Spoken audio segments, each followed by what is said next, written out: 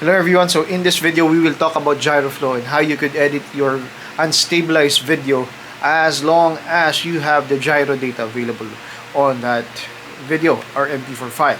Most of the DJI products nowadays has the gyro data built into the MP4 file, even for those devices from Insta360 and even GoPro.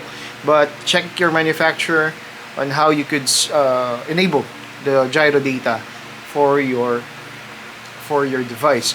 For example, for the O3 Air unit and even the Avata series of DJI, you need to go to a certain setting, which is you have to be in wide FOV and you have to disable rocksteady or electronic image stabilization before the gyro data can be available for you. So just check the manufacturer and you're good to go. Another thing that you need to consider is that the lens profile is available for your device.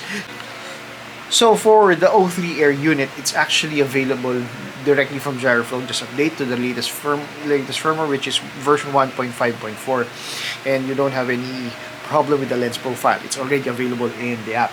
So first thing that you need to do, download the Gyroflow. Once you download and install it, go to your file. Okay, so in my case, I'll be using this file, and I just drop that file to Gyroflow.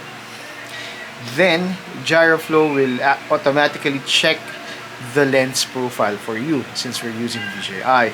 But if not, if you're using a different device, go to lens profile, check the exact device that you use. For example, you use an Insta360. Go 2, Go 3, it's available here. So most of the new devices, sometimes the lens profile is not available. So you have to consider that as well.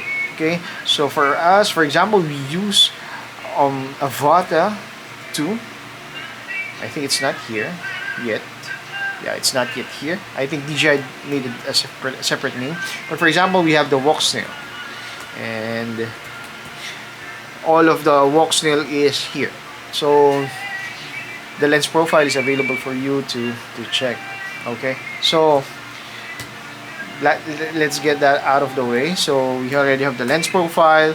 Next is if you have a separate gyro data wherein it is not pre-installed on the MP4 file, you will go to motion data, open the file. If I'm not mistaken, for walk snail it's GSC. The file name is .gsc. You could have it in CSV, text file, BBL, the MP4 file, the GCSV, and so on. Okay, so these are the files for the gyro data, whatever is available for your device. Usually, I do not touch low pass filter, rotation, or gyro bias. So as soon as you plug this in, whatever your previous settings is will show in the right side of Gyroflow. If you think you have a good gyro data on your file or your video, for example, in my case, this is a drone video.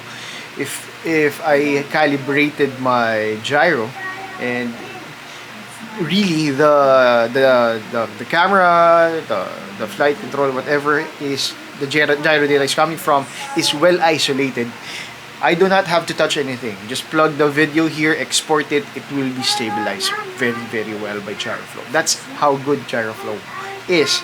But the problem is, if your video is not isolated, the gyro data is a bit not good, such as this video that we will be doing, you will see a lot of those red bands on your timeline. Okay? To enable the gyro, the stabilization, you could toggle this this button here. If it's blue, the stabilization is turned on. If it's not blue, it's turned off. So for example, this will be a not stabilized video. You could see some shakes as you see now. Once we press the toggle stabilization, it will be stabilized. And that's it. You could export this file already and use it as it is. It will be stabilized. But there's a catch. As you can see in this video, there are some black bands coming from the top, bottom, and sides. That is the limit of your video and the gyro data that is being processed by Gyroflow. So sometimes, just to stabilize your footage, gyro will pull some of the data from the left, from the right, top, and the bottom. So if the limit is reached, you will see that black band. Okay? Which in turn, if you look at your timeline, those are the red lines. So the more red lines there is on your video, the more that you will see this black bands. You just want to see how the video looks like while the stabilization is being done. You could toggle stabilization overview. You could see that this is the whole video that you have. It is overstretched by Gyroflow, and the middle part of the video is the stabilized part. So what we want to do is we have to limit that black thing that is coming out of your video, because it doesn't look good, right? So to make it easy for you, and this is how I do it, but I don't know if this is the correct way of doing this, but it works for me, is either you touch two things in stabilization. Either you touch your field of view or you touch smoothness. For smoothness, it's 1 or 100%. FOV is 1, which is the normal FOV of your video. The more that you lessen your FOV, that means it is narrower. The field of view will be narrower. You will not really see any of the bands. But with lowering down the FOV, as you can see here, you will see that the more narrower it is, the lesser that you will see that black band. But of course, you are zooming in to your video, and sometimes it doesn't look good as well. So as we increase this number, as you can see, the more that you increase it, the red color is coming into your timeline, which means that you are seeing all of those black bands.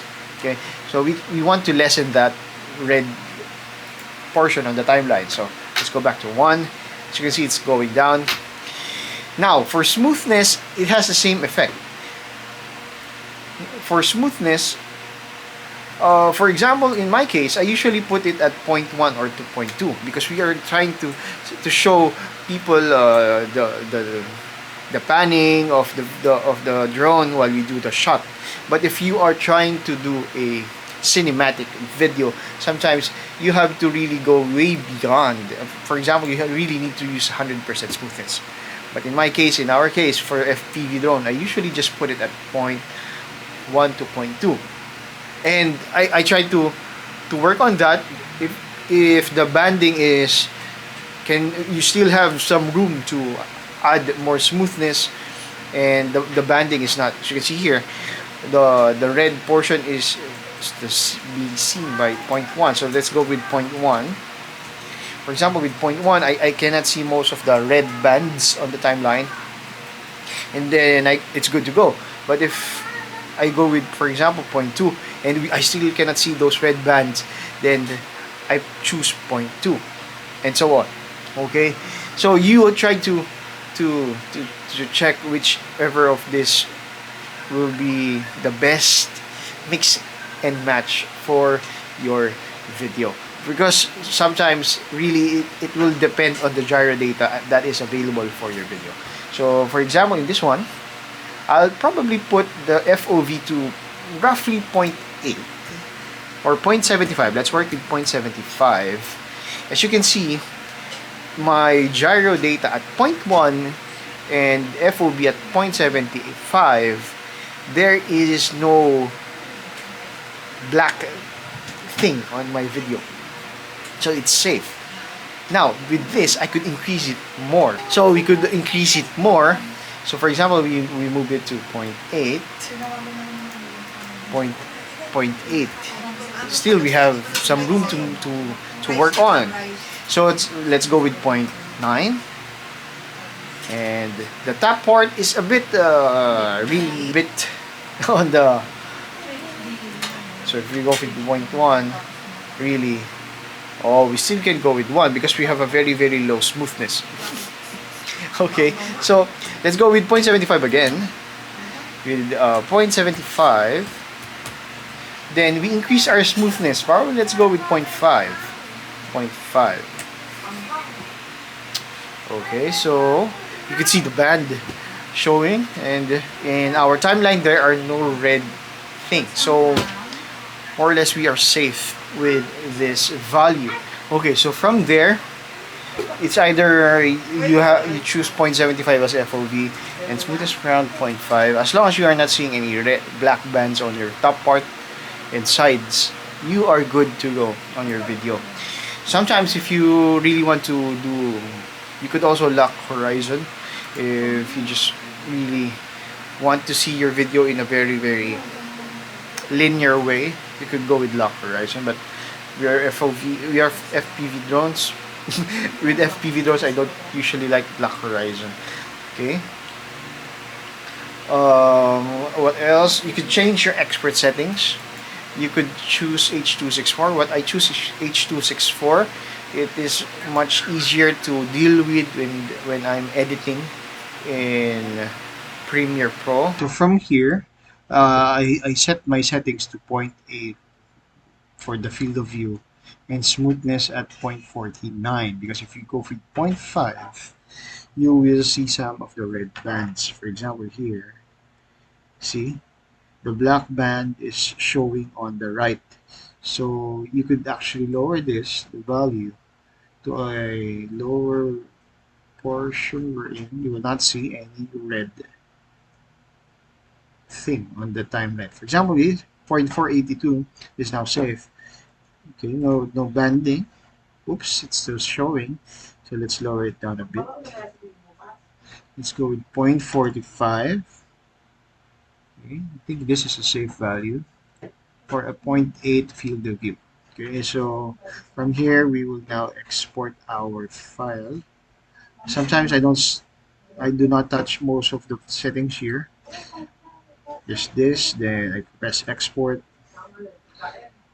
rename. I already have a file, and just wait for this to render, and you have a stabilized video in Gyroflow. Okay, so that's how you do it. Hope to see you in the next video. Happy filming.